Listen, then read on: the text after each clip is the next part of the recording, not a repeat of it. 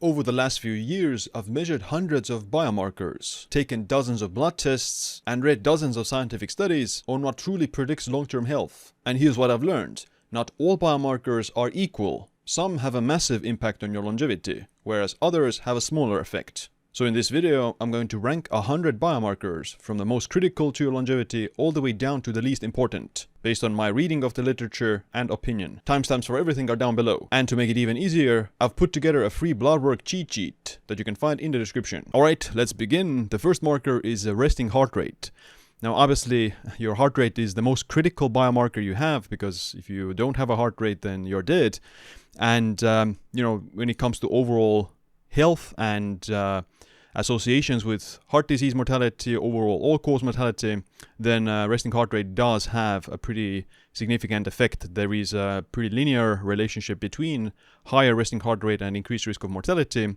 One meta-analysis of over 1.2 million people did find out that everything above 45 beats per minute was associated with increased risk of mortality. And usually people with lower resting heart rates have better cardiovascular fitness, better cardiac function, they have less cardiac stress, etc. So a healthy heart doesn't beat super fast. That's just the truth to it. Now, of course, there are some situations where a low resting heart rate can predict mortality, but it usually coincides with also a low HRV.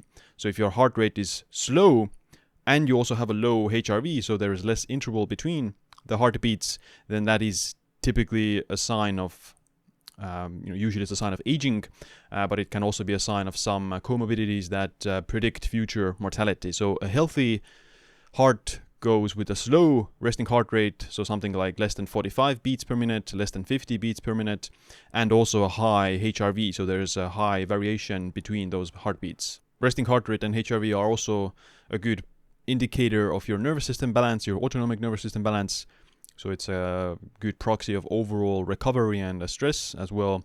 So I'm going to put it in the vital tier because I do think that it's pretty reliable and it can be a good indicator of overall fitness, cardiovascular fitness and cardiac function. Next up, I'll take hsCRP, highly sensitive C-reactive protein. So this is a marker of systemic inflammation, and similar to resting heart rate, there is a linear relationship between higher CRP levels and all-cause mortality risk and heart disease risk as well. And I do think that it's pretty reliable as well. Of course, hsCRP can fluctuate if you get some infections. It doesn't have to be some serious illness, just a bacterial infection or something like that. Your CRP levels can acutely rise, but generally speaking, it is a pretty good marker of overall systemic inflammation. If you're an otherwise healthy person, then your CRP levels tend to be close to zero, something like 0.1, 0.2, 0.4 or something like that, and anything above 1.0 tends to be indication of unwanted inflammation that could be improved upon. So I'm going to put it in the vitals here because it's a very, I guess universally you can find very strong associations with all different types of chronic diseases with high CRP levels.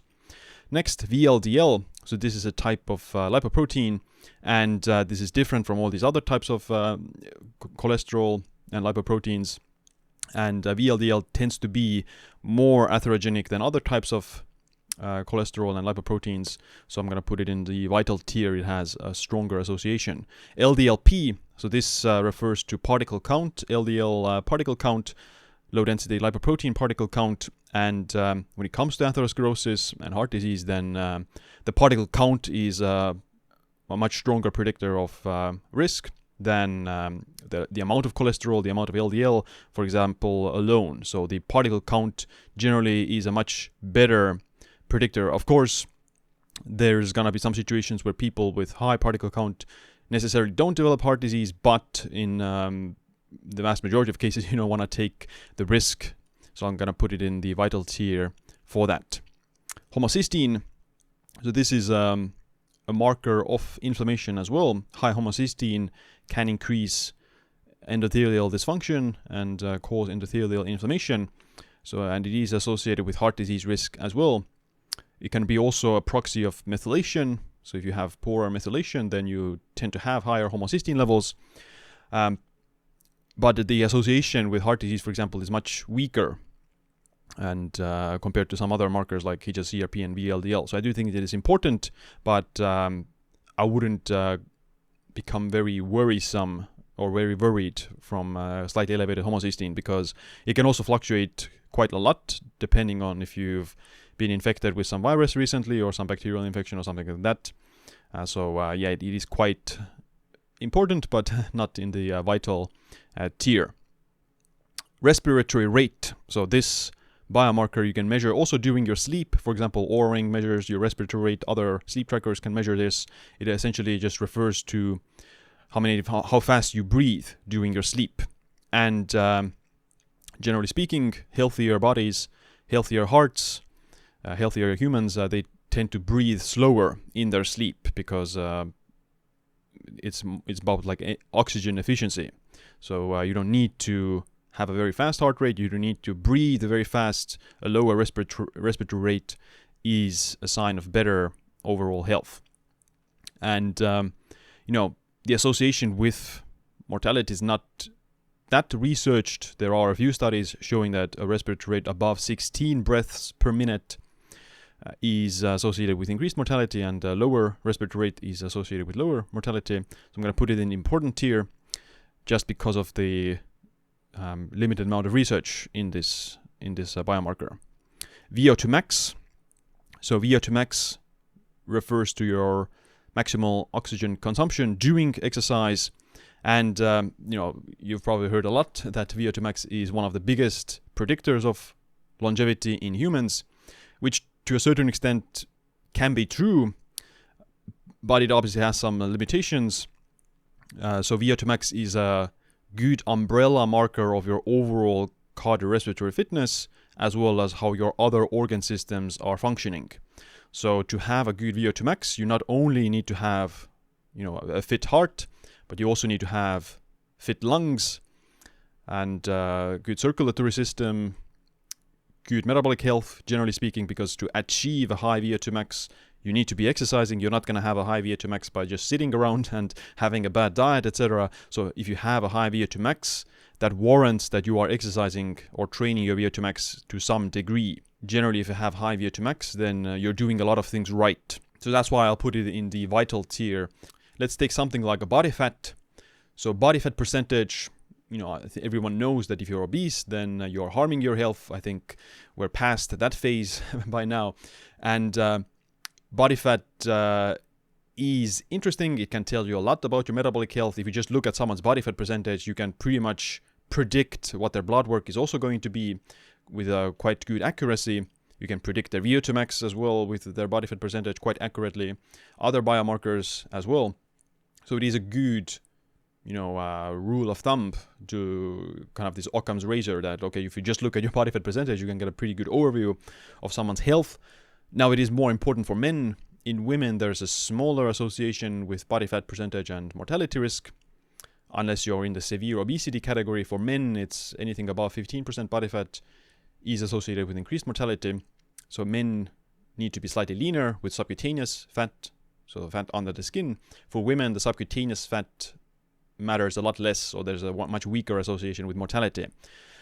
But regardless, body fat percentage alone can have its flaws. I'm going to be putting it in the important tier because of that reason, that it doesn't fully grasp the nuances of someone's metabolic health and overall health. You need to look at all the subtypes of body fat, mostly like visceral fat mass and subcutaneous fat mass, etc., liver fat, etc. If someone has a high body fat percentage, then they also have high amounts of visceral fat. That's, we can be pretty sure of that in most cases.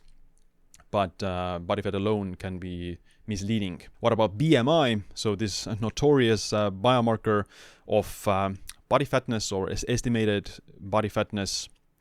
Now, of course, BMI has a lot of flaws. If you have a lot of muscle, then your BMI can be in the overweight category. So, for example, my BMI is 25.5.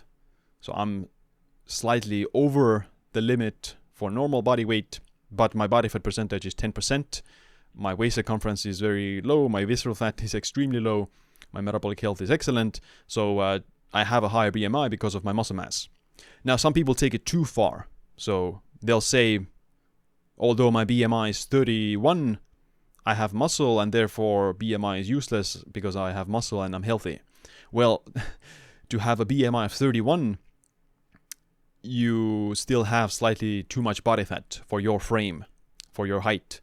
Because even if you're muscular, to have a BMI of 31, you will need to be having too much body fat to reach that BMI to begin with.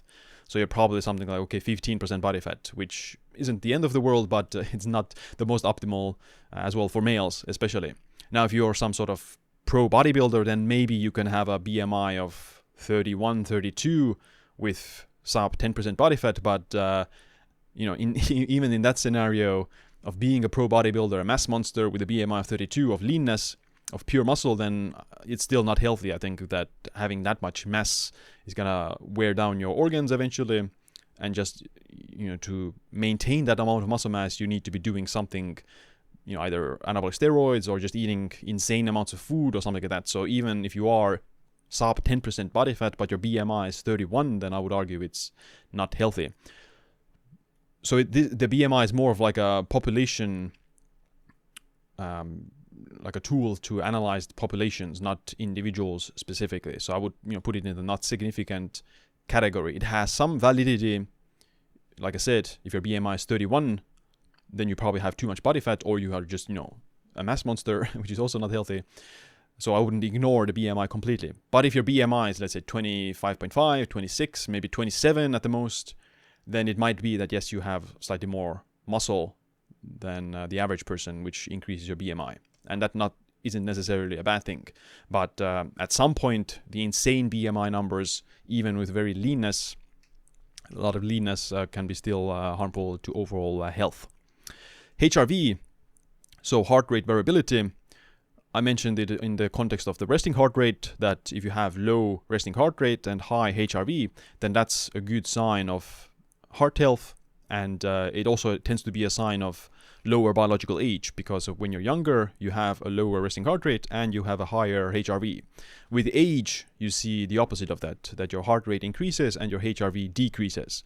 So if you have low heart rate and high HRV, then that can be a good sign of lower biological age.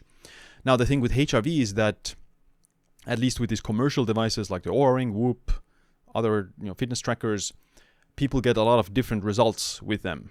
My average HRV is 100 plus, where some other people might have a HRV of 40, 50, 60, 20 or something like that. And they are generally still healthy. They exercise regularly, they eat a good diet, they sleep, etc. So they follow all the things they need to do, but their HRV is still, let's say 45. Doesn't matter what they do, it stays at 45.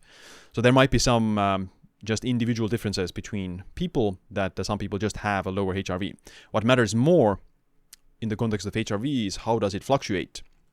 If you see that your HRV is always the same, doesn't increase, doesn't decrease, then there's not that much to worry about, even if it's 45 or 35. What matters more is that, okay, is it increasing or is it decreasing? If you see a sudden drop in your HRV, then that can be a predictor of some infection. Usually your HRV drops a few days before you get sick, or if you have some infection, you can pretty accurately predict getting future sickness with your HRV. But ideally, your HRV should slightly be increasing over time. If it stays the same, then it's not the end of the world. If it's slowly decreasing, then that could be something to be worried about. So that, okay, maybe you're too stressed out, maybe you're not getting enough sleep, maybe you're not walking enough, you're not getting enough downtime, whatever the case may be. So I'm going to put it in the important tier, that HRV is important, but it has, again, limitations and a lot of individual differences. Let's take waist circumference. So waist circumference, just measuring the narrowest point of your waist, which is usually around your belly button. And waist circumference can be a good predictor of your visceral fat mass. So visceral fat around the organs, in between the muscles. If you have a very big waist circumference, you just have like this beer belly, this pot belly, that is usually a sign of high amounts of visceral fat. So that can be, a useful tool to just assess your visceral fat mass. And there are studies finding an association between higher waist circumference and increased risk of mortality in a linear fashion. So lower waist circumference tends to be a sign of better metabolic health and better body composition, that you have less visceral fat mass. But waist circumference can also, of course, be influenced also by your height, your just genetics, where you store your fat, etc. So it is important, but it doesn't tell the full story. What tells the full story is the waist to hip ratio. So waist to hip ratio is a better marker than waist circumference, because you measure your waist and you measure your hip circumference. You divide your waist circumference with your hip circumference, and then you get a particular number. The lower the number, then the better it is. So your waist should always be narrower than your hips because of that reason. So if your body stores fat around the hips, which is what females tend to do more, then that's a sign of better health. If your body stores a lot of fat around the belly and your hips don't have that much body fat, then that means your body is preferentially storing the body fat as visceral fat mass, which is worse for your health than the subcutaneous body fat. So while we're on the topic of fat mass, then visceral fat mass, I do think that it's vital. So visceral fat is both a cause and a driver of insulin resistance and diabetes. So visceral fat accumulates around the organs, in between muscles, and around the liver, around a heart, etc. So it is quite bad that it increases the risk of heart disease and definitely drives metabolic syndrome, drives metabolic diseases like diabetes, insulin resistance, etc. So you do want to have lower visceral fat, generally speaking. Now, of course, you can have you probably won't be able to have zero visceral fat. Zero is probably going to be unhealthy, but on the lower end, less than average is what you want to aim for. So the average person might have 500 grams of visceral fat. That's I would consider it okay, but not ideal. A more optimal amount of visceral fat mass would be something like 300 grams and below that. So let's say 100 to 150 grams would be excellent result. My lowest visceral fat score was 54 grams. Now, I don't know if it's too low or not. There's no data about having such extremely low visceral fat mass, because it would be very rare for someone to have that much, and probably there aren't enough people to research that. But I'm not particularly trying to keep my visceral fat at 54. Maybe 100, 150 is already excellent, and no need to keep it lower than that. And liver fat as well, I would put it in the important tier for the same reason. Is pretty much another location of the visceral fat. You can measure it separately. You can measure your visceral fat mass with a DEXA scan, with an MRI, and liver fat you can also measure with a full body MRI. Or there's also these liver scans that you can do separately. So higher amounts of liver fat will increase the risk of non-alcoholic fatty liver disease, and also increases the risk of insulin resistance, for example.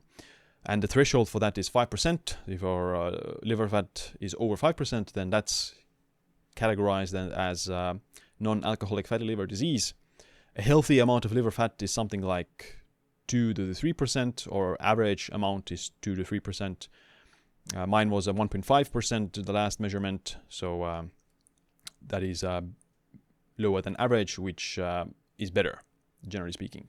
Let's take white blood cells, so a type of immune cells that do fluctuate based on infections and inflammation, and they do vary quite a lot. So if you've been secretly sick or something, you were exposed to some pathogen, even if you don't notice it, your body gets quote unquote sick several times throughout the year without you ever getting symptoms.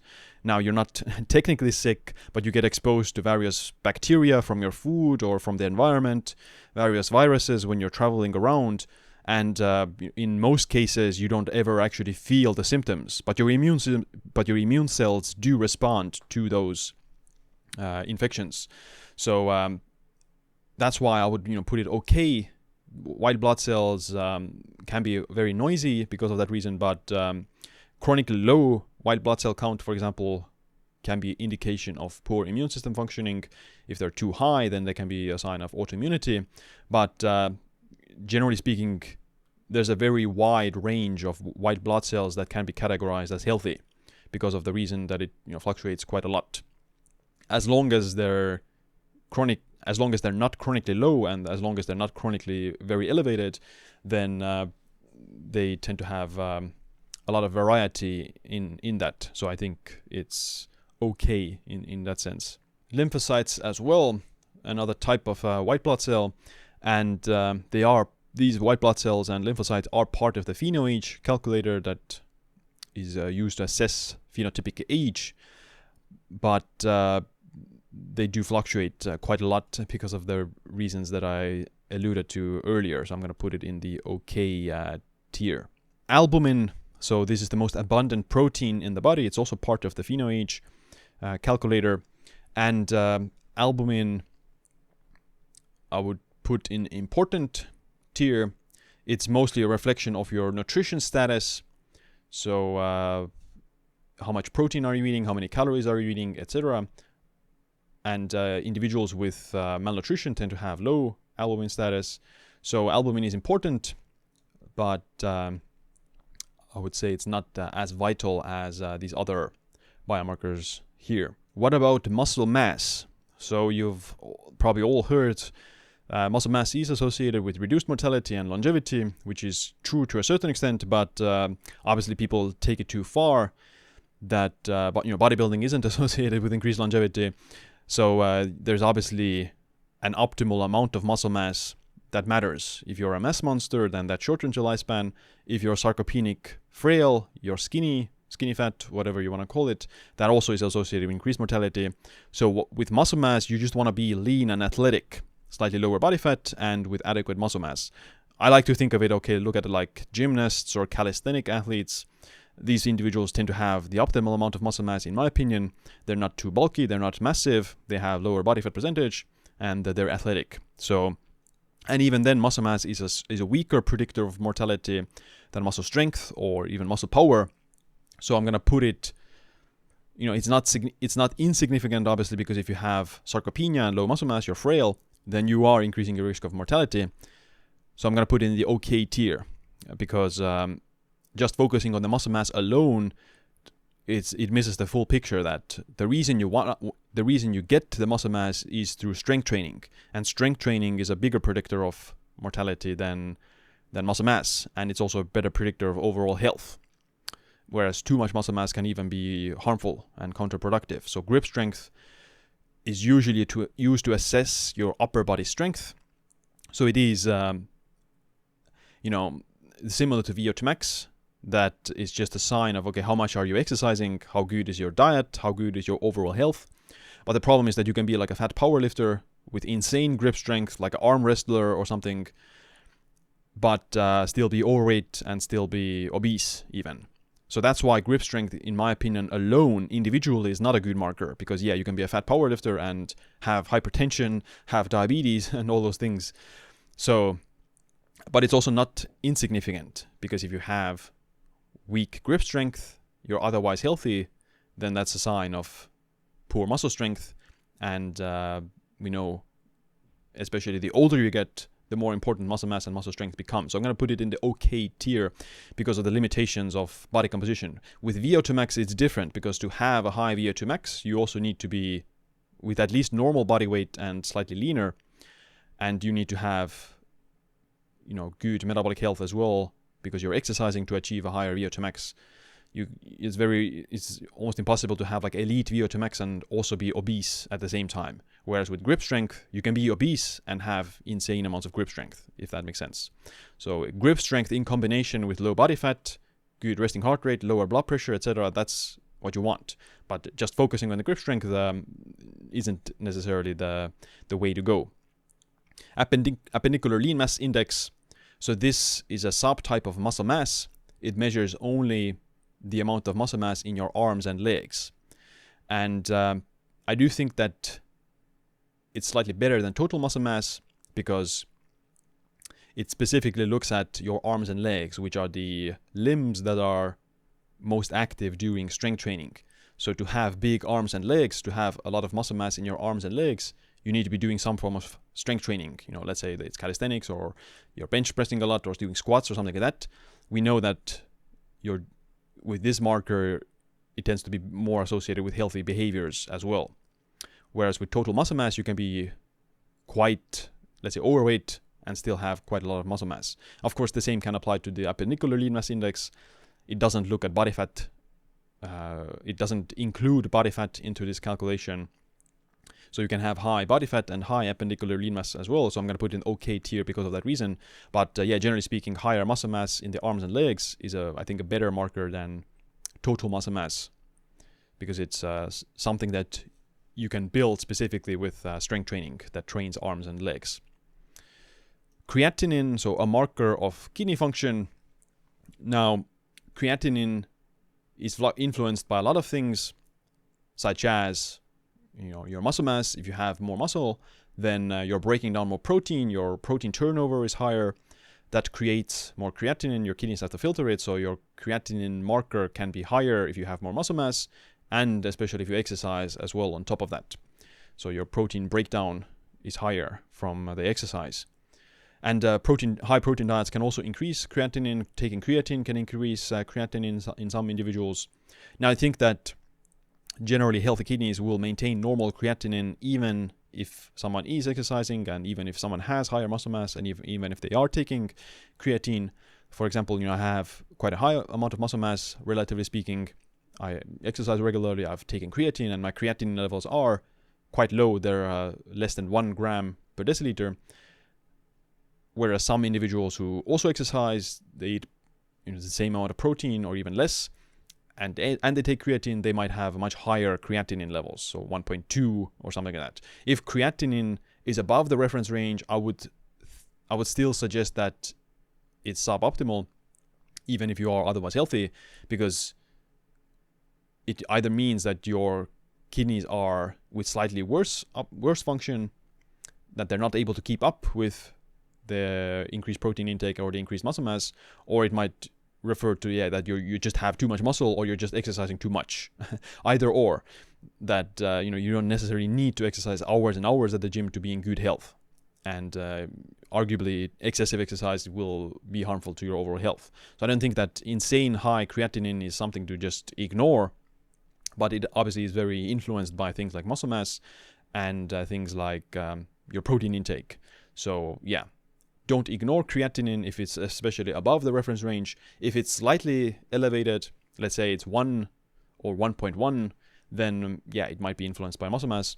If you don't exercise, you don't have particularly a lot of muscle mass, you don't eat a lot of protein, and your creatinine levels are elevated, then that would be something to be more concerned about. eGFR is a systemic kidney health marker, so umbrella kidney health marker. Reflects to more like filtration rate of the kidneys, how well are your kidneys working. And eGFR can be calculated from creatinine, which I just said has some limitations.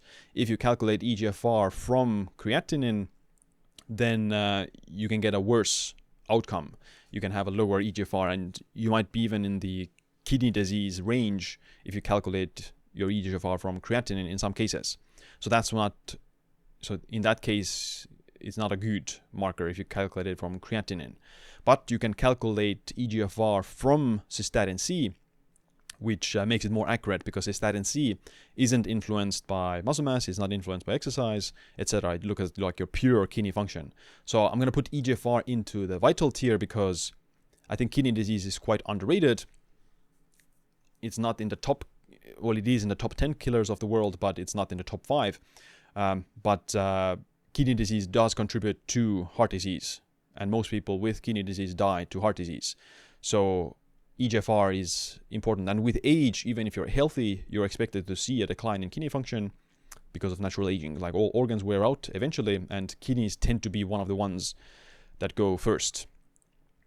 Cystatin C, I just alluded to, that it's better than creatinine. I'm going to put it in the vital tier because it actually reflects your actual kidney function. What about epigenetic age tests? So these are these different types of biological age tests.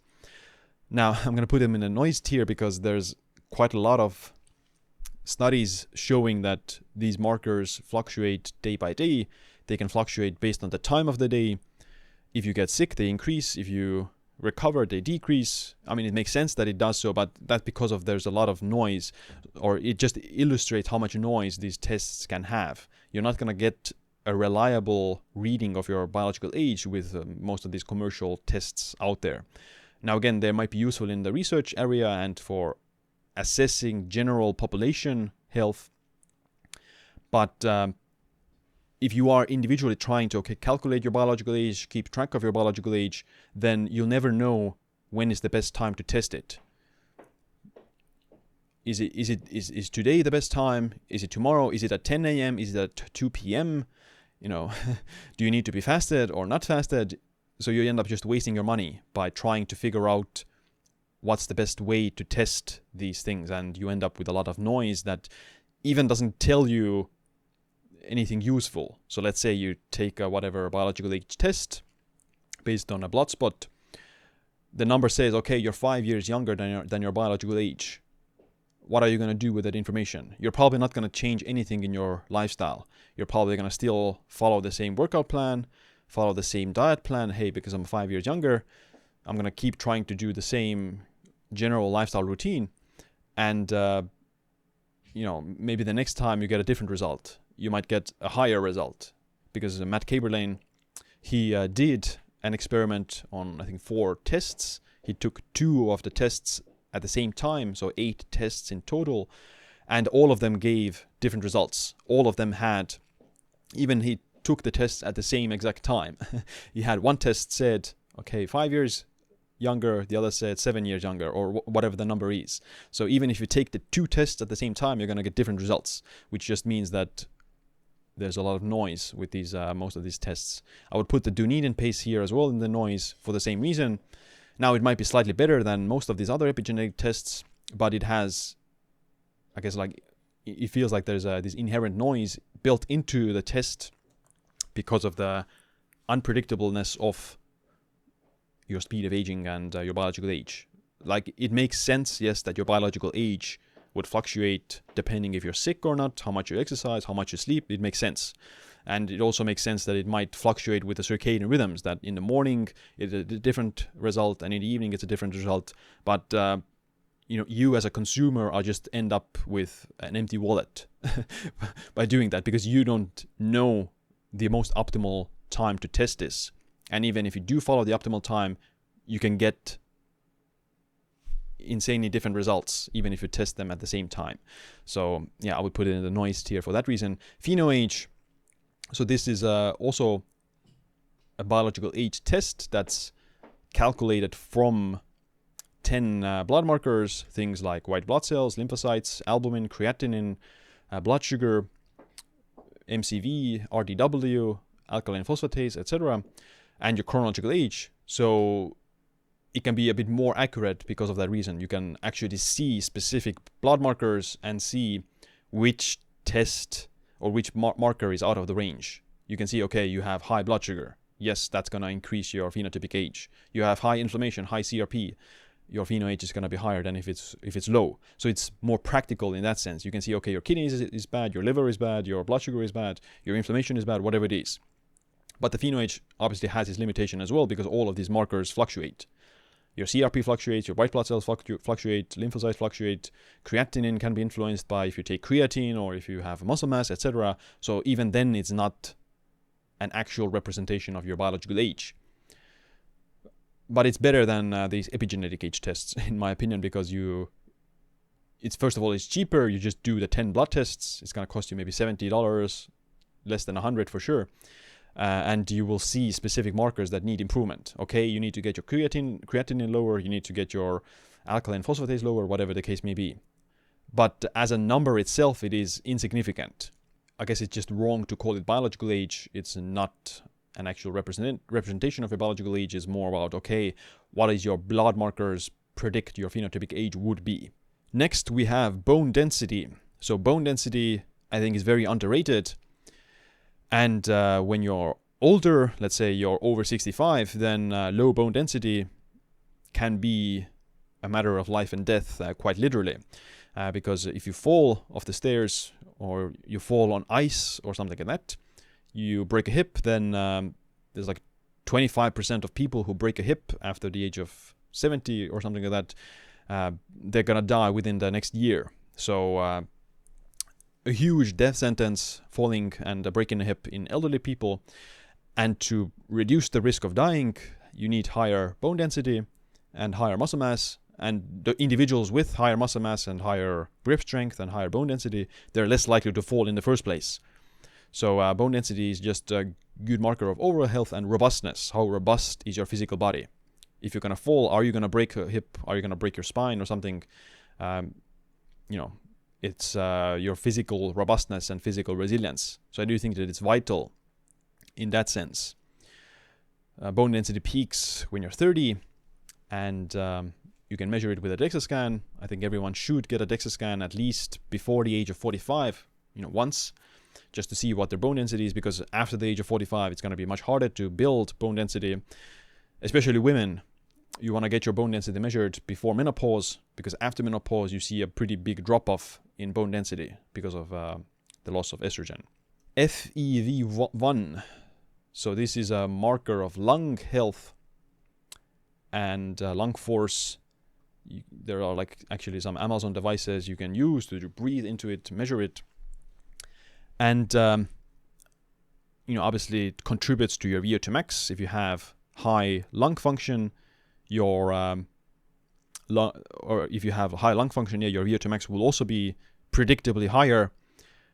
But individually, I would say it's okay. It's not insignificant, but VO2 max is gonna be more important than this specific lung marker, in my opinion. It's it's more specific for some lung diseases, COPD, for example, that smokers probably will see a much rapid drop-off in this lung function. But if you compare VO2 max to this lung function marker, then VO2 max will be more important, generally speaking. Let's take Lp(a).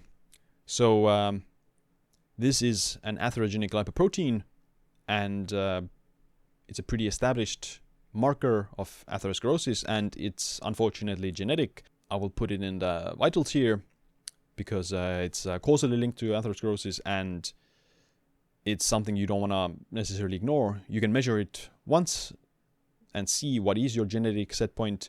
There's not a lot you can do to influence this or lower it. Yes, you can lower it to a reasonable degree with lifestyle, with a healthier diet, losing weight, inflammation. These things, they can move Lp(a) slightly, but it's very unlikely that you'll take your Lp(a) from 300 to 10, less than 10, which would be the optimal range. But you want to be at least aware of your Lp(a) levels. The same way you want to know your ApoE4 genotype. So just measuring it once can be insightful.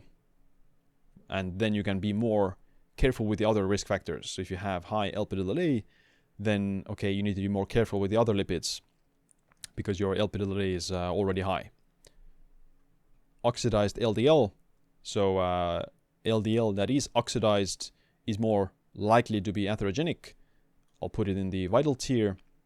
Usually if you have high inflammation then and high oxidative stress, then your LDL is also more likely to be oxidized. And when it comes to oxidized LDL, then lower tends to be better.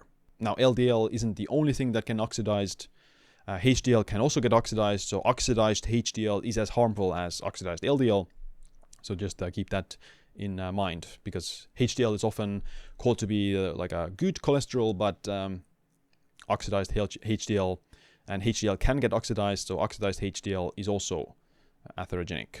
Moving on with testosterone, and this is a marker that most guys care most about. They don't care about their other blood markers. Usually they only care about their testosterone. But when it comes to overall health, then testosterone is obviously important, but it's not particularly vital. Yes, low testosterone can increase your risk of diabetes and can increase your risk of obesity and heart disease. But it's not the low testosterone itself. It's the obesity that ensues, or the metabolic dyslipidemia and insulin resistance that ensues from that. chasing high testosterone, or like, chasing high testosterone isn't going to protect you from developing heart disease or developing insulin resistance. You can be obese and have high testosterone. You can be on anabolic steroids. Obviously, bodybuilders inject steroids and they inject testosterone, and they can have very high testosterone levels, but they can still have a high risk of heart disease for other reasons. So testosterone is cardioprotective in, I guess, like normal amounts. And there's actually another very strong association between testosterone levels and muscle mass, which is usually what men care about when it comes to testosterone, that I'm going to boost my testosterone, so I have, of course, higher libido, higher sex drive, but also higher muscle mass. But there's actually no strong association between testosterone and muscle mass. There was one clinical trial that looked at young, healthy adults, males, and testosterone and DHT, which is the androgen, primary androgen in the body in males. Testosterone nor DHT predicted muscle mass. What did predict muscle mass was androgen receptor density. So androgen receptors are, you can think of them like these docks, harbors on top of cells onto which testosterone attaches to and then exerts the gene expression, protein synthesis, all those things that actually make the muscles grow. If you have low amount of androgen receptors, you have a lot of testosterone circulating in the blood, but there's no harbors, there's no ducts for the testosterone to get attached to, then it's, I wouldn't say useless, but it has no effect on muscle growth then, because there's no these ducts where it can attach to. So these androgen receptors are what predict muscle growth more than testosterone and DHT. Now, androgen receptor density is very genetic. Some individuals just have a lot more androgen receptors. You can boost or increase androgen receptor density as well with certain things, like creatine does it, higher protein intake does it, lifting weights, so strength training does it, high volume training. All those things can increase androgen receptor density, but obviously it's very genetically determined as well. But testosterone is important. You don't want to have low testosterone, but there's no reason to try to aim for whatever very high testosterone. If you look at, let's say, lifespan studies, then very high testosterone might shorten lifespan, maximum lifespan. Now, of course, it's a balancing act again. So the takeaway message would be that you don't want to have low testosterone, but there's no inherent benefit to having insanely high testosterone either. If you look at the studies of testosterone and associations with mortality, then over 700 is associated with lower mortality. So maybe let's say, okay, 800 is a sweet spot for naturals. 800 testosterone, the total testosterone. When it comes to testosterone, then free testosterone obviously is more important than regular testosterone. So free testosterone is the bioactive testosterone, and it is more important than regular testosterone. But the same reasons, testosterone can only get you so far when it comes to body composition, but you don't want to have low testosterone. LH and FSH, these are hormones that support testosterone production, and I think they're obviously important. So I'll put them here in the same group as these other testosterone. SHBG, so this is a binding protein, sex hormone binding globulin, and it attaches to testosterone, resulting in lower free testosterone. So if you have very high testosterone but low free testosterone, which is what we want, we actually want to prioritize free testosterone, there is association with high SHBG and increased mortality, because SHBG usually rises due to certain dietary restrictions and just getting older. With age, you see an increase in SHBG. Severe calorie restriction can increase SHBG. Carbohydrate restriction does it. And you can lower SHBG by increasing carbohydrate intake and increasing calorie intake, for example. So I'll put it in the okay tier. I think there are situations where you can have high SHBG and also have adequate testosterone and adequate free testosterone. So it's more about symptom management. Okay, do you have symptoms of low testosterone? Do you have symptoms of high SHBG? And SHBG can also rise if you have liver dysfunction or iron accumulation in the liver. So there are other things that SHBG can indicate. But most commonly, SHBG reflects energy status.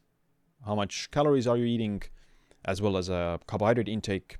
If you are low carb, then your SHBG tends to be high, and your free testosterone tends to be lower. And that's why in pretty much all studies, high protein, low carb diets tend to result in lower free testosterone for that reason, because of the increased SHBG levels. What about estradiol? So E2, the primary female hormone. It's also important for males. It's cardioprotective. So if you have extremely low estradiol levels, it might increase your risk of heart disease.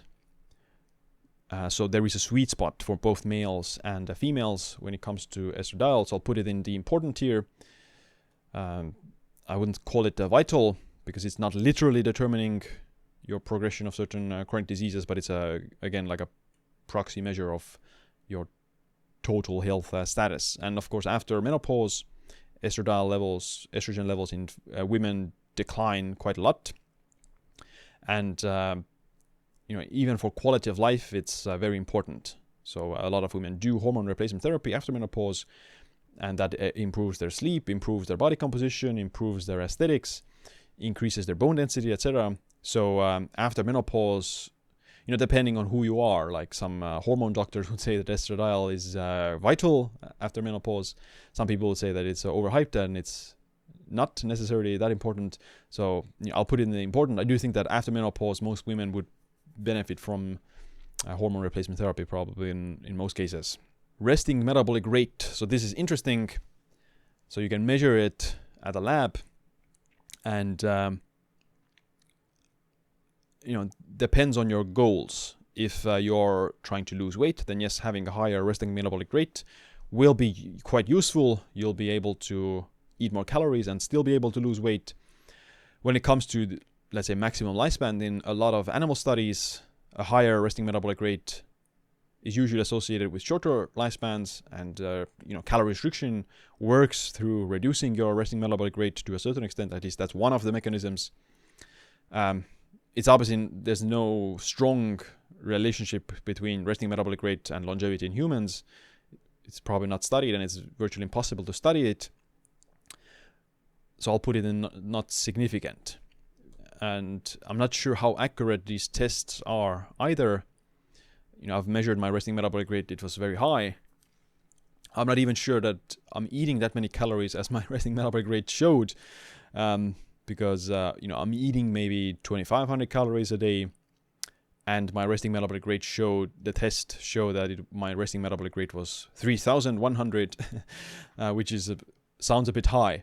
So again, the test might be inaccurate, but generally speaking, everyone has their energy balance, even if you don't measure it. There's a certain energy balance your body has that is influenced by many factors: your health, your diet, your exercise, etc.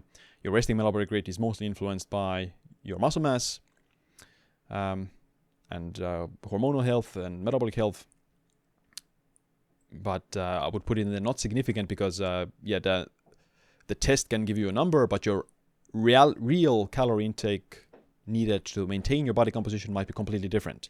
So the most accurate way to know your metabolic rate, your resting metabolic rate, would be to track your calories and weigh the food, do it for a few weeks, and see how your body composition changes. If you're gaining weight, then you're in an energy surplus. If you're losing weight, then you're in an energy deficit. So that would be a more accurate way to measure it. Another thing that is often talked about in this context is body temperature. And yes, lower body temperatures are associated with higher lifespan in animals. But in humans, again, it's very limited evidence. Interestingly, obese people have higher body temperature because, they're eating more food, and their body's processing more food, if that makes sense. So your metabolic furnace is higher. So yes, I guess like in the extreme examples, body temperature can be insightful.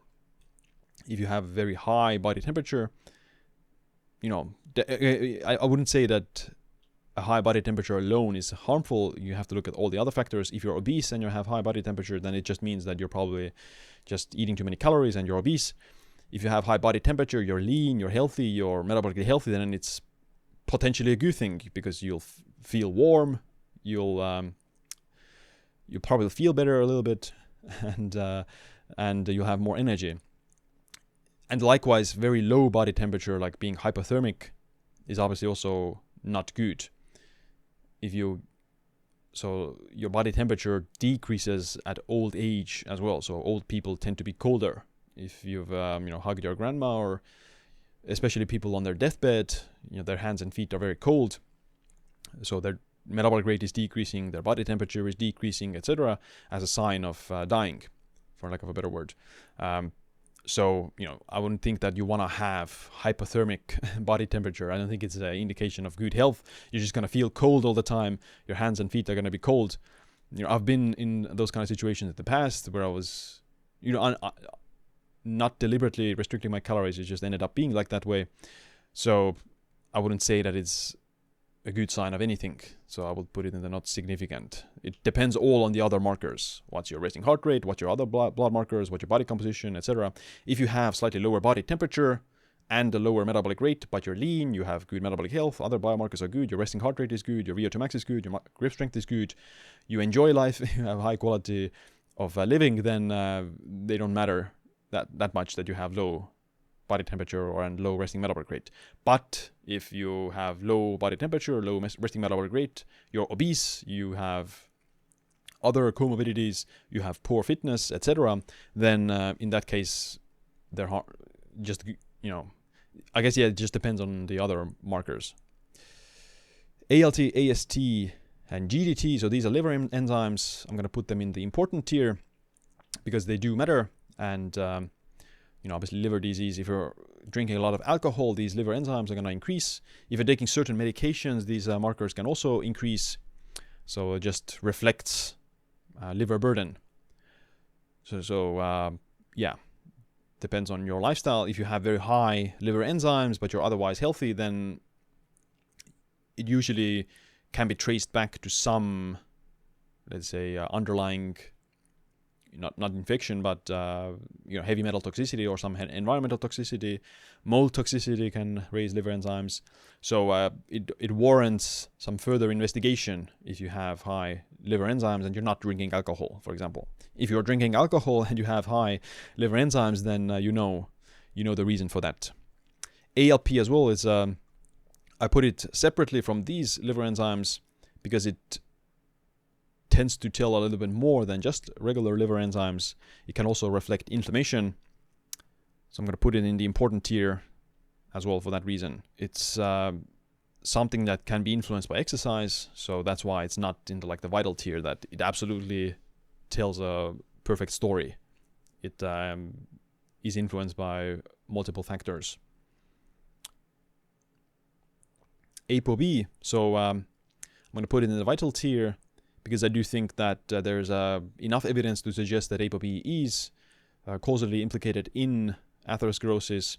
And ApoB, again, is better marker than regular cholesterol because it reflects the particle count. So the particle count is what matters for atherosclerosis, and ApoB reflects particle count, whereas regular LDL cholesterol doesn't necessarily reflect particle count. There can be an association between high LDL and high ApoB, but not always. So what you want to do is still measure your ApoB for a better overview of your cardiovascular risk. And of course, atherosclerosis is a disease of many decades. It's about taking less risky option. I personally don't want to take a risk with lipoproteins. I have a family history of heart disease, so I don't want to just take a chance that, okay, maybe it's not associated with risk. And I don't necessarily need to, there's no health benefits to having high ApoB. So, that's the way I see it. If there's no benefits and there is a potential risk, even if the potential risk is, 5%, 10%, then I don't need to take the risk. It's the same with a seat belt. If you go to the store that's 1 kilometer away, you know the route. Yeah, in most cases, nothing's going to happen. But there might be just this one single occasion where not wearing a seatbelt means that you're going to get hit by a truck. And in that case, you might die. And wearing a seatbelt might save your life in that situation. So why take the risk? It's the same with like a helmet. IGF-1, so insulin-like growth factor 1. It's interesting. A lot of bodybuilders also use IGF-1 for increasing muscle mass. IGF-1 in high levels can be, or it is associated with cancer. It's also associated with heart disease and diabetes. So it's more like a hormone of growth. If you have very high IGF-1 levels, then it means your body is in a more growth state, and that the growth can be pathological. You can grow cancer cells. Again, bodybuilders use that growth to build muscles and grow muscles, but high IGF-1 levels are associated with cancer, and it definitely can promote development of cancer. So I'll put it in the important tier. I personally do consider IGF-1 also one of the hormones related to maximum lifespan. In humans, there's quite interesting association between the longest living people and lower IGF-1 levels. So the supercentenarians, they tend to have lower IGF-1 levels. And IGF-1 levels are the highest during puberty, when your body is growing the most. In that state of life, it can be quite useful because, you can have low bone density, you can be shorter if you have low IGF-1. So there are reasons you need IGF-1, especially during puberty. But it's at a certain age, it flips.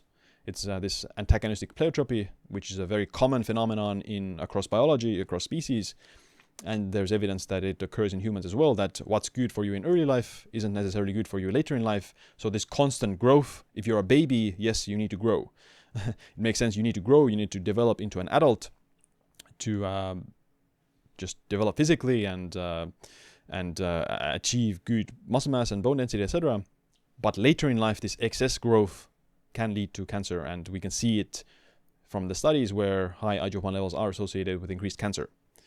So yeah, supercentenarians tend to have lower IGF-1 levels, which might, there's a lot of things that determine living very long, but the genes that regulate IGF-1 are one of the potential candidates for that. ApoA, so this is another lipoprotein, usually a counterpart to ApoB. You can have a very good overview of your metabolic health and cardiovascular risk by looking at the ApoB-ApoA ratio, but I do think that it's less important than ApoB. Actually going to put it in the... So if you have very low ApoA, then it usually walks hand in hand with insulin resistance and some aspects of metabolic dysfunction. So in that sense, it's useful, but I'm going to put it in the okay tier because of it's not directly related to your metabolic health, if that makes sense. Blood pressure. So the biggest cause of death in the world is heart disease, and high blood pressure is one of the biggest drivers of heart disease. High blood pressure also increases your risk of Alzheimer's, dementia, all-cause mortality, stroke, nothing that you want. So you want to get your blood pressure pretty normal as fast as possible when you do discover you have elevated blood pressure. Now, blood pressure obviously fluctuates every day. It's higher in the morning, lower in the evening. The lowest point is at 6 p.m. So if you are measuring your blood pressure, you should measure it at the same time every day. Getting your blood pressure drawn at the doctor once a year is not going to tell you anything, because you might be nervous. You're probably nervous at the doctor, like, oh my God, what's my blood pressure? So that's going to increase your blood pressure. So what you want to do is sit down for at least 5, 10, 15 minutes and relax, don't be caffeinated, etc. Then measure your blood pressure at the same time every day to see a certain trend. But yeah, high blood pressure is called a silent killer because you can't feel it. You can't feel if you have high blood pressure, so it needs to be measured. CAC, so coronary artery calcification. So it looks at the amount of calcium in your arteries. Now, this is obviously vital Because if you already have calcium in your arteries, then it means that you have advanced stages of heart disease and plaque accumulation. So the calcium is the last stage of plaque accumulation in the arteries. It means that there was already previous damage and the body has repaired it. So it's the last stage. Now calcium, it means that the calcium is keeping the plaque more stable. It's less volatile. So it is safer than the soft plaque that is not calcified. It's more volatile. It can lead to blood clots and a stroke.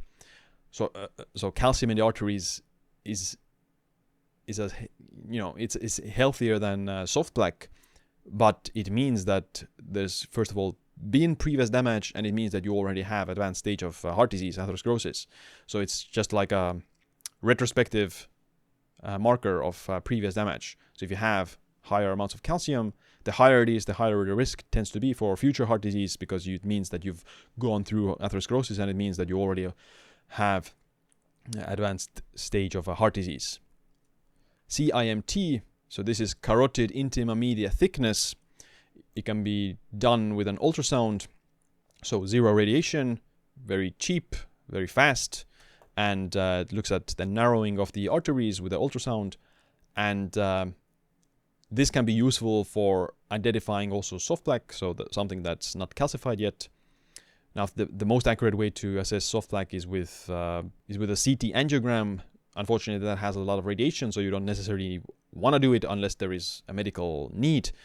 But the CIMT has zero radiation, and it's pretty cheap.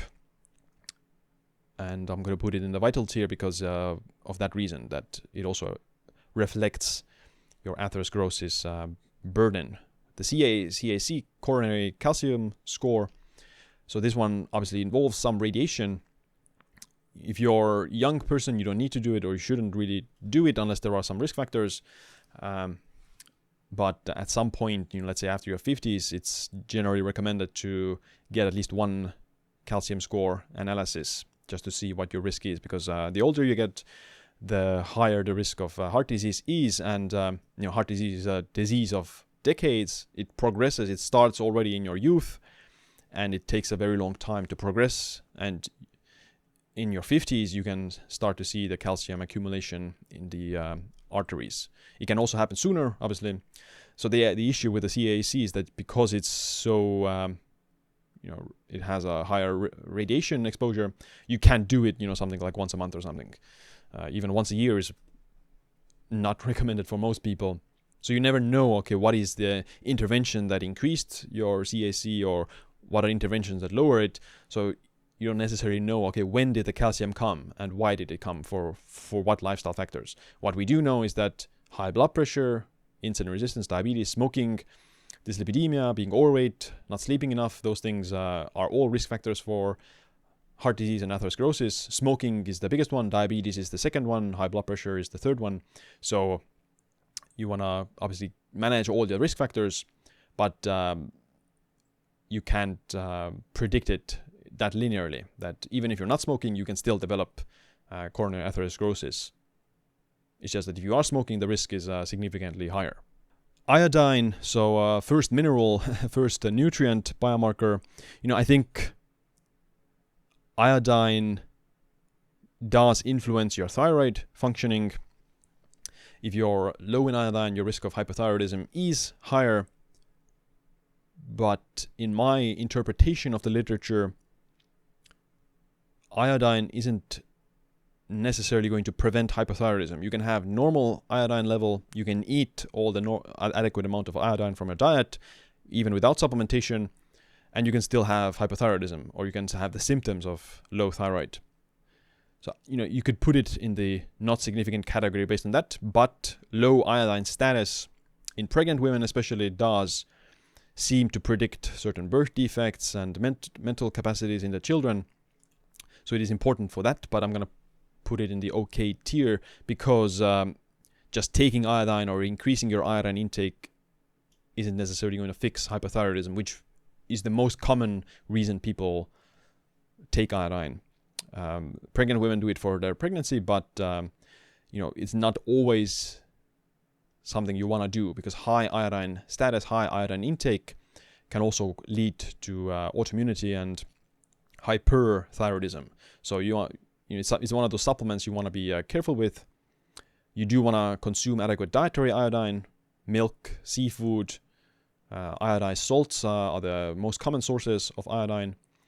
You do want to eat iodine foods, but I wouldn't necessarily start taking iodine supplements. And it's very easy to get your RDA for iodine. Like a glass of milk already has something like 50 to 60% of your RDA for iodine. So let's talk about thyroid hormones, T3 and T4. I'm going to put them in the okay tier because I think that you can have, so rather than just chasing numbers, I think it's more important to chase the symptoms of hypothyroidism. So let's say you can have slightly lower T3, the active form of thyroid hormones, but you can be still in perfect health. You can have high energy, you can have excellent body composition, you can have good metabolic health, etc. So you can have zero symptoms of low thyroid, but have slightly suboptimal T3 levels or T4 levels. So in that perspective, there's nothing to worry about T3 and T4. If you have symptoms of low thyroid functioning, such as you're gaining weight, you have brittle nails, hair loss, those things, some insulin resistance can also be caused by low thyroid, then yes, you want to improve those markers. Maybe that involves improving your iodine status. Maybe it involves just eating more calories, which I think is the most common reason for low thyroid hormones. People are just not eating adequate amount of calories. So there are other things that influence these numbers, and it's more important to focus on the symptoms. And when we're talking about, again, longevity or lifespan, then low thyroid levels, similar to IGF-1, tend to predict longevity in humans. So like a lower resting metabolic rate, in animals at least, there is some association with increased lifespan. In humans as well, there tends to be some association with lower thyroid functioning and greater longevity. Now, having low thyroid functioning can be a double-edged sword, because if you have low thyroid functioning, you're gaining weight, you're going to get high blood sugar, etc. So in that case, it's harmful to longevity because you increase the risk of heart disease, you increase the risk of metabolic syndrome, etc. So yeah, I guess I put it in the okay tier. I'm personally not particularly worried about T3, T4. If they're in the normal range, then I'm happy. If they're slightly below the normal range, then I wouldn't immediately be concerned. You would have to look at all the other biomarkers as well, such as your metabolic health. If you have good metabolic health, you're lean, you have good sleep, good sex drive, all those things, your skin is good, your hair is good, then just the T3, T4 aren't that important. Maybe increasing your calories or increasing your carbohydrate intake will fix that. So yeah, there's a lot that goes here. So next up, we'll take progesterone, and this is most relevant for women, for pregnancy and menstrual cycle. So it's obviously important for that. It's an important marker of overall fertility and sexual health. So I'll put it in the important tier. Pregnenolone is a precursor to other steroid hormones like testosterone in men as well. So yeah, I'll put it in the important tier. That so it doesn't have that much like clinical relevance, if that makes sense. That pregnenolone levels aren't going to predict your future risk of heart disease as much as these other biomarkers, even even albumin and even homocysteine in here. But I'll put it in the important tier because it is a precursor to the other sex hormones. TSH, thyroid-stimulating hormone. So we just talked about thyroid, and my opinion is the same. If you have high TSH levels, it means that your body is trying to produce more thyroid hormones. It detects inadequate thyroid hormones. But TSH, there's a very weak link with longevity in humans. So even in some of the centenarians, high TSH levels are associated with longevity. So it's again goes back to the idea that low thyroid might have some beneficial effects on longevity. But again, you have to take into account all the other biomarkers. TSH alone is not significant, although I'm going to put it in the okay tier because, it does tell a story of, okay, is your body trying to produce more thyroid hormones or not? B and P, so this is a marker of cardiac stress. I'm going to put it in the important tier. So let's say in the extreme examples, if it's very elevated, then it can predict future outcomes. In most people, it's just going to be in like a normal reference range somewhere in there. So I wouldn't try to chase this number that, okay, I need to get my BNP into some optimal range. I don't need to, you need to do that. If it is elevated, then, it's usually going to be associated with cardiac problems already to begin with. Hemoglobin, so refers to red blood cell status, iron status, and oxygenation. So I think it is important. There's it's gonna most impactfully going to influence your energy status, your exercise performance. If you have low hemoglobin, then you'll probably just feel winded, tired, chronic fatigue, those things. If you have higher hemoglobin, then you'll have more energy, you'll be able to exercise more, etc. There's a relationship between higher hemoglobin and higher VO2 max because your body is able to carry more oxygen around, or it is carrying oxygen around. So it is important from a quality of life perspective for sure. And with hemoglobin as well as other red blood cells, there's tend to be like a U-shaped association with longevity and mortality, that if it's too high, that is associated with increased risk, and if it's too low, that's also associated with increased risk. Iron, I think it is, I would put it in the vital tier because very high iron levels will cause damage to the endothelium and increase the risk of heart disease. So iron is something you don't want to ignore. Men are more vulnerable to high iron levels, or not more vulnerable, they tend to have higher iron levels because men don't menstruate, and they accumulate iron more because of that reason. So high iron levels are something that you definitely want to address. The fastest way to do it is blood donation, and other ways have to do with increasing chelating iron. So fiber, coffee, different types of polyphenols, or foods that contain polyphenols with fiber tend to chelate iron. But the fastest way, if you have very high iron levels, something like 300, 400, 500, then blood donation is the fastest way to do that. And there are potential health benefits to blood donation as well, independent of the removal of blood. Maybe a lot of it is due to iron, but there might be some other mechanisms as well that actually can be helpful and good for your overall longevity. Ferritin, I'll also put it here for the same reason, vital tier, for the association between iron and atherosclerosis. Uric acid, so uric acid is an antioxidant, and if it's very high, then that can be a sign of increased oxidative stress in the body, increased inflammation.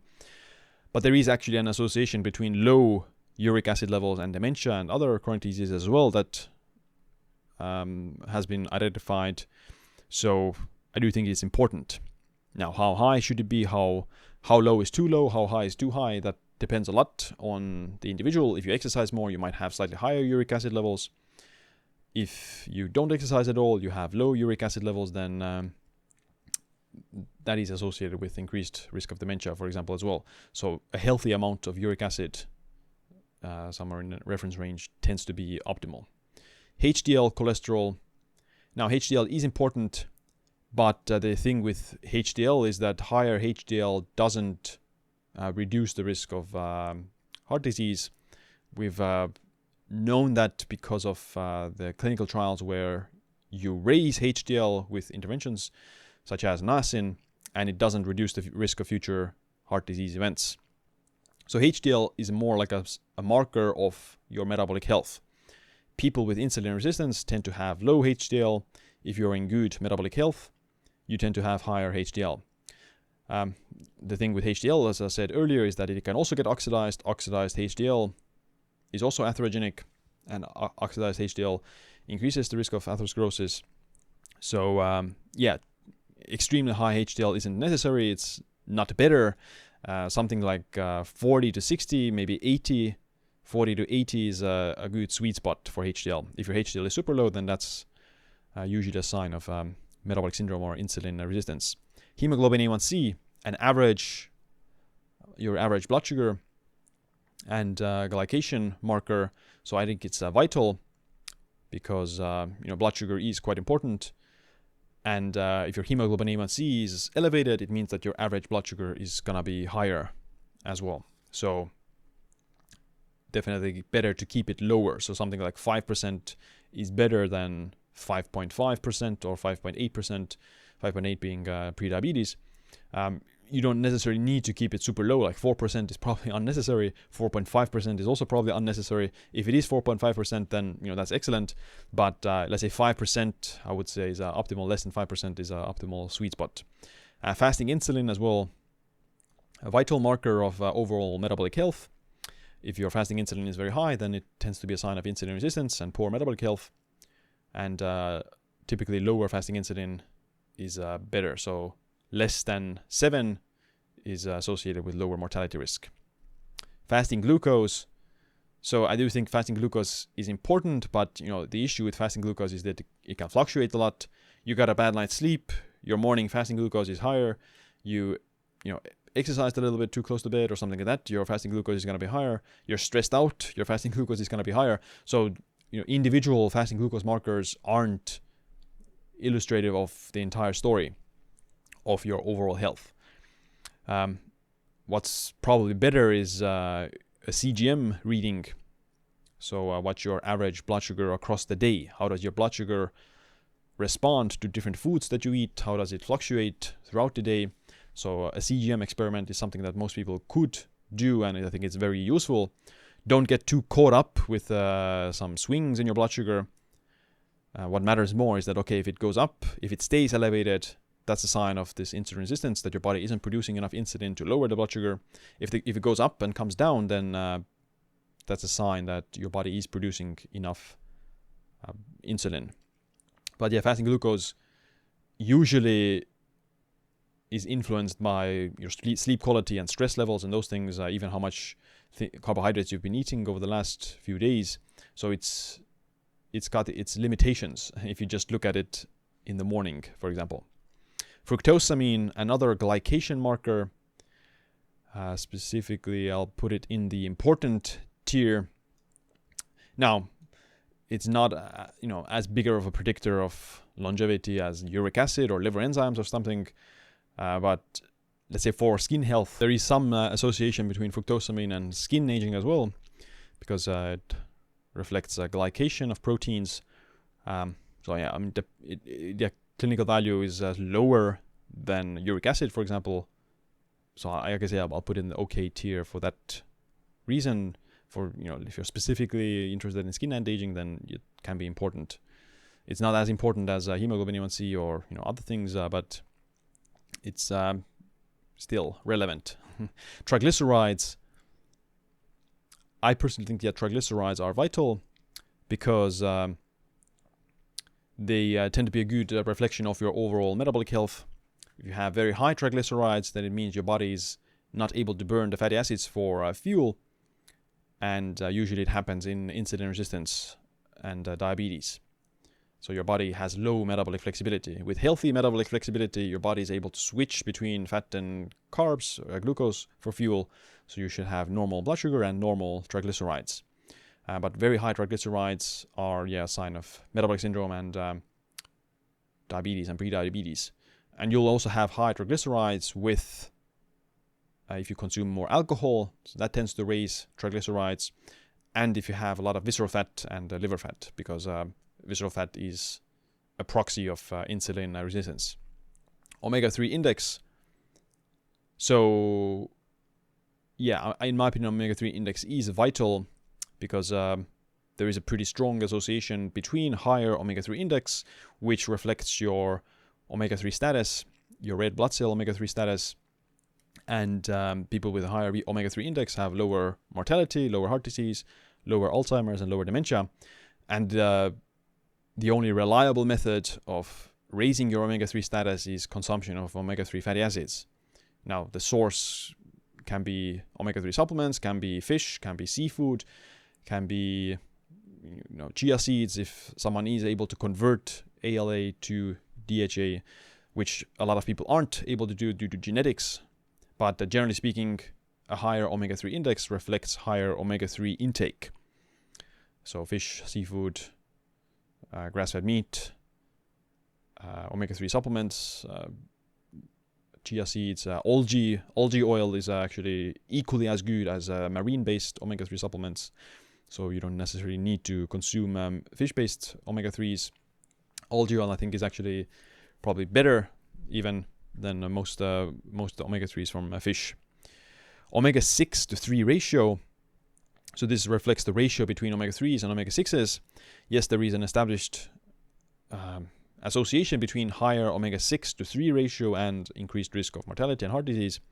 I would say it's usually due to the low omega-3 index. So you can have a high omega-6 to 3 ratio, especially if you have low omega-3 index. If you have high omega-3 index, then the omega-6 status matters a bit less when you control for that. RDW, red cell distribution width, it's a marker of red blood cells, and I'll put it in important tier. So it reflects red blood cell function and anemia risk, and it's also one of the markers in the Phenoage. Next up we have platelets. So platelets are important for the risk of blood clotting. So they help to wound heal. They help with wound healing, but in high amounts, if your blood is too clotting, then that increases the risk of stroke and thrombosis, for example. So there is a sweet spot. If you have very low platelets, then you can't stop bleeding. You might have internal bleedings and other problems, easily bruised, those things, especially for older people. If you're not able to stop bleeding as an elderly person, then you're more likely to die if you fall. For example, again, if your platelets are too high, then that can be a risk of stroke and thrombosis. So I do think platelets are quite vital. Most people tend to have normal platelets. So again, it has a pretty wide reference range. Only in the extreme examples, if it's too high or if it's too low, you need to be worried about. But as a marker itself, it tends to be vital. MCV, so mean corpuscular volume, it looks at the size of your red blood cells, and obviously it can be useful for diagnosing some blood disorders, anemia, etc. So I'll put it in important tier similar to RDW. LDL cholesterol, so this is obviously going to get a lot of different opinions about that. Again, I've said earlier already, it's the LDL particle count, the other lipoproteins like LPA, ApoB, and those kind of things that actually drive the process of atherosclerosis. LDL alone individually is okay. I think it's not the most accurate way to assess your cardiovascular disease risk. ApoB is better, oxidized LDL is better, LPA is better, LDL particle count is better. So I'll put it in the okay tier for that reason. Next up we have mean corpuscular hemoglobin, and this looks at your average quantity of hemoglobin. I'll put it in important because again, more related to blood oxygenation status and anemia risk. Blood urea nitrogen is a marker of kidney health, and nitrogen balance, I'm putting it in the important tier. So if it's too high, that can be indication of a slightly worse kidney function. It can also mean that you're just eating too much protein, or your body is getting excessive amounts of protein, more than it needs. DHEA sulfate, so another androgen, and it's okay, I think, for men at least. DHEA has very little relevance, or at least the practical outcome from DHEA is much less relevant than it is for women. So very rarely would you want to optimize your DHEA levels. It's more about the testosterone, other androgens, and other sex hormones. It is okay, in most cases, if you have optimal testosterone, you'll also have optimal DHEA. But just, let's say, for men, boosting your DHEA levels is not going to do much for your average testosterone levels. For women, it tends to be a lot, I guess, more impactful. It might even improve body composition for women. Yeah, I'll just put in the okay tier. Vitamin D, I would say, is vital, especially unsupplemented vitamin D. It would just reflect how much sunlight are you getting. Are you getting adequate amount of sunlight? And we know that vitamin D is involved in your immune system functioning, inflammation, hormones, virtually every other process inside the body. So definitely normal vitamin D levels are critical to health. And ideally, you want to have your vitamin D levels normal without supplementation. Now, it is healthier to supplement your way out of low vitamin D than to keep your vitamin D levels low. But you're not getting all the benefits of the sunlight from just the vitamin D supplement. So yeah, ideally get vitamin D from the sunlight. If it's the winter time and you can't get sunlight, then take the supplement and try to keep it there. If your vitamin D levels are very high, you get sunlight and you take the supplement, then insanely high vitamin D levels in that combination might be harmful, because vitamin D does increase calcium levels in the blood. So if you are taking vitamin D, you should also combine it with vitamin K2 and magnesium and ideally boron. HOMA-IR, homeostatic model of insulin resistance. So this is just calculated from your fasting insulin and fasting glucose. So it is a pretty useful calculation just to look at your insulin sensitivity. But because your fasting glucose does fluctuate quite a lot, I'm going to put it in the important tier. Red blood cells are also important, so quality of life even, energy levels, fatigue levels, all these red blood cell markers that I've talked about, I'll put in the important tier. Hematocrit, so another red blood cell marker, and high hematocrit can be independent predictor of a stroke, again similar to platelets, so I'll put it in the vital tier for that reason. Most people are going to have semi-normal hematocrit levels, but you still don't want to ignore it. ESR, it's erythrocyte sedimentation rate, so it's a red blood cell marker, but more related to inflammation. It's quite useful, similar to CRP. It has just a little bit less data overall when it comes to mortality risk or something like that. I'll put it in the important tier for that reason.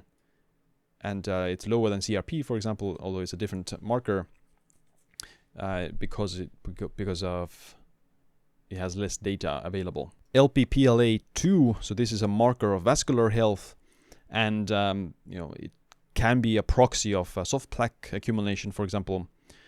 I'm going to put it in the, it's vital in that sense. If your LPPLA2 levels are very high, then it's gonna be walking hand in hand with other of these vital markers. If you have very high LPPLA2, then you'll probably have very high ApoB.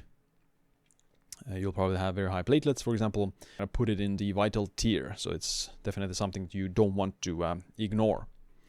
Electrolytes, so electrolytes, sodium, potassium, bicarbonate, etc., magnesium.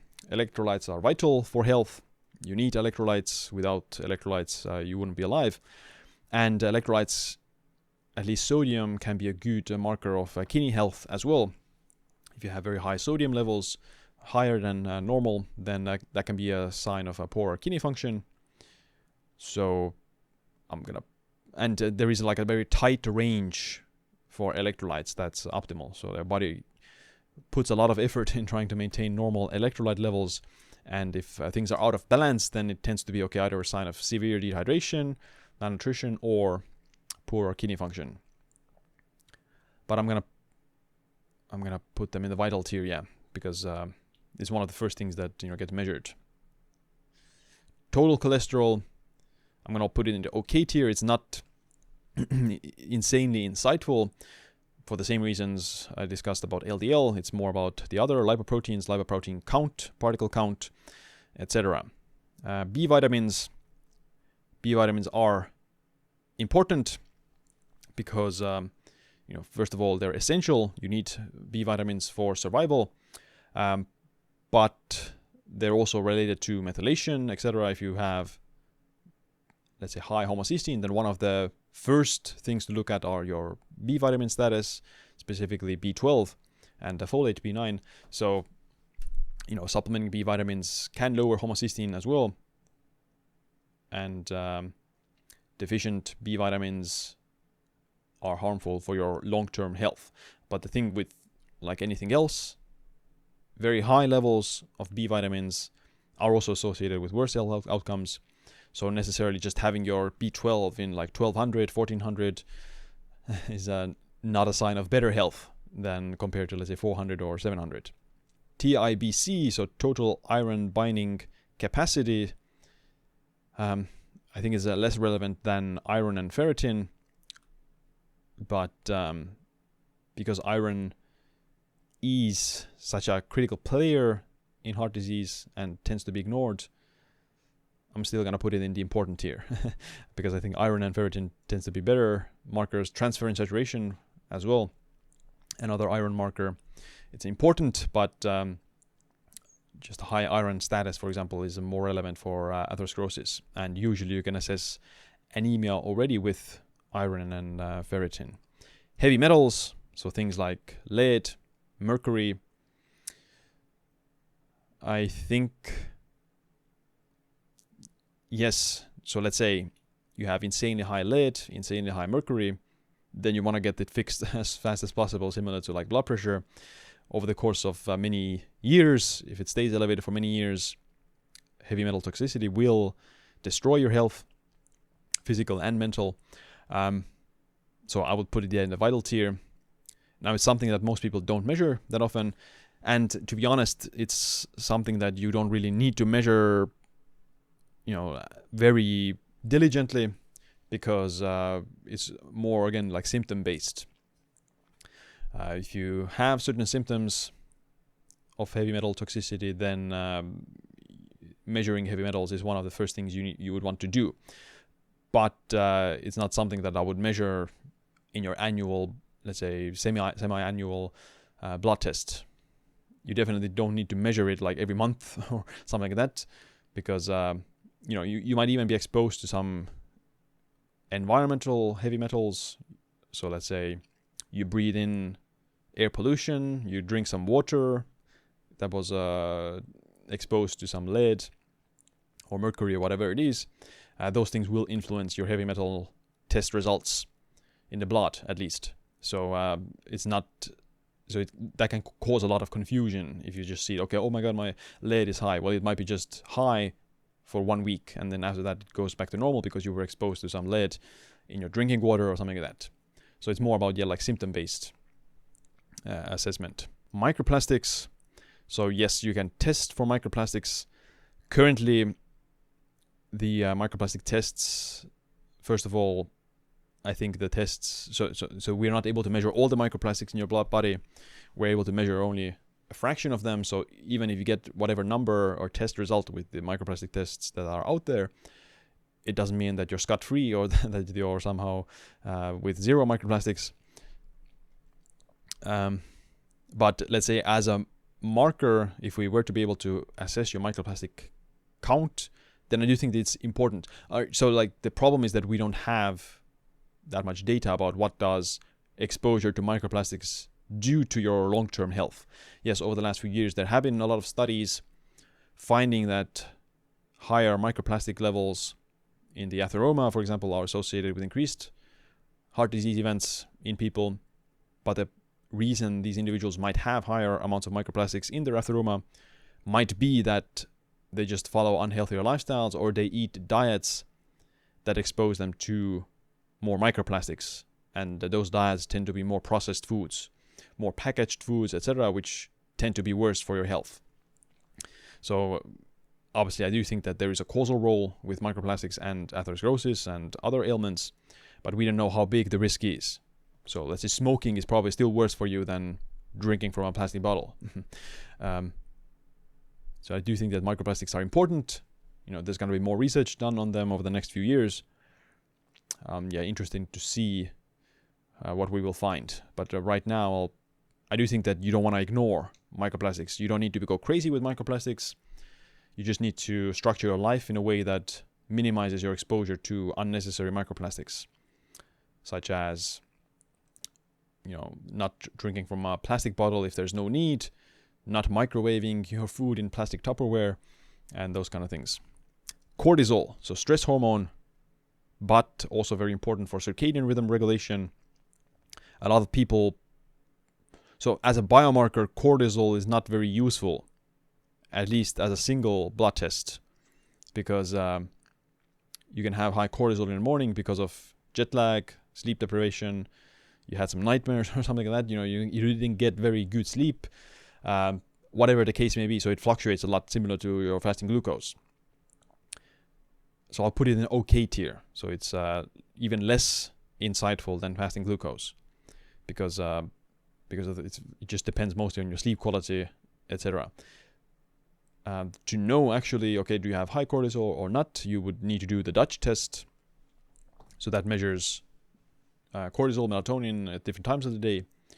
So that would actually tell you, is your circadian rhythms aligned, first of all, and if you have excessively high cortisol, because cortisol is supposed to be high in the morning and drops low during the day. If your cortisol levels are chronically elevated throughout the day, then that tends to be a sign of more this sympathetic overdrive and chronic stress. TNF alpha. So this is another inflammation marker, but it is very sensitive. It's more sensitive than CRP. And to be honest, I wouldn't really find a lot of value from TNF, at least from a single test. You would need to test it again multiple times.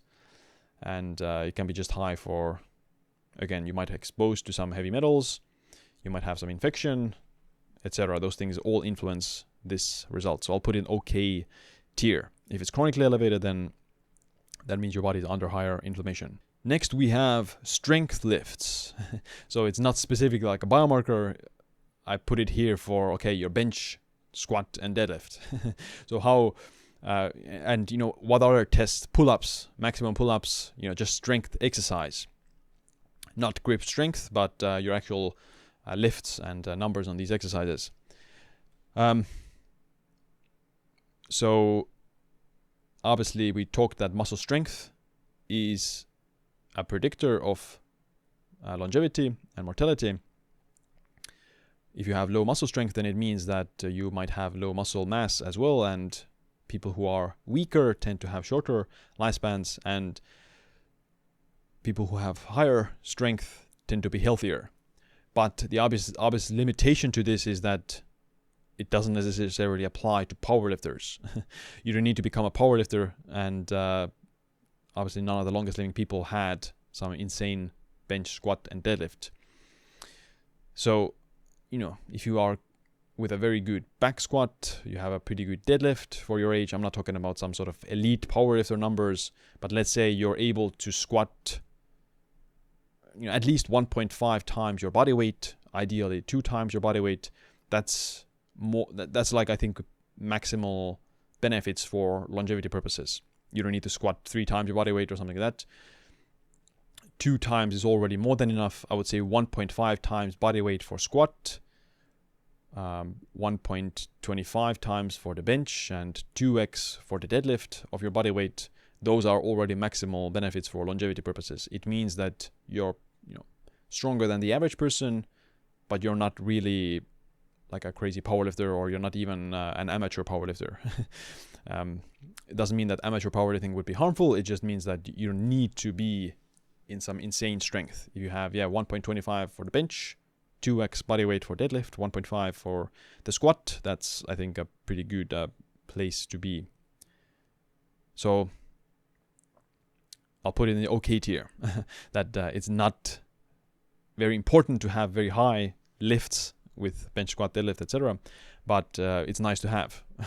As long as you're not overweight, as long as you don't have high blood pressure, as long as you don't have high visceral fat mass, you don't have diabetes, etc. Now, Cooper test. So this Cooper test can be used to measure your VO2 max, and it's a more performance-based test. So in some ways, it's better than the VO2 max test because it means that you can actually run as well.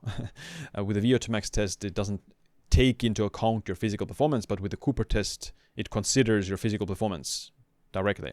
And based on the Cooper test result, you can assess your VO2 max. Now, do I think that is vital?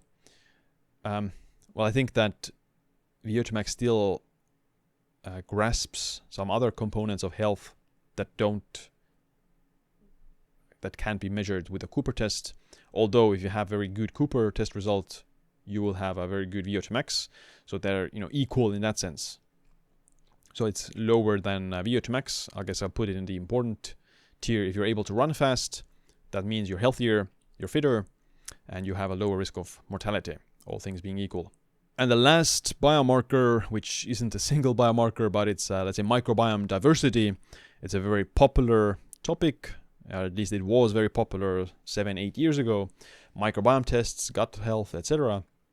Now, the problem with the microbiome is that it's very complicated and complex. Yes, gut health has important role in your health, and there are certain strains of bacteria that we know are healthier or better for your health or associated with better health outcomes.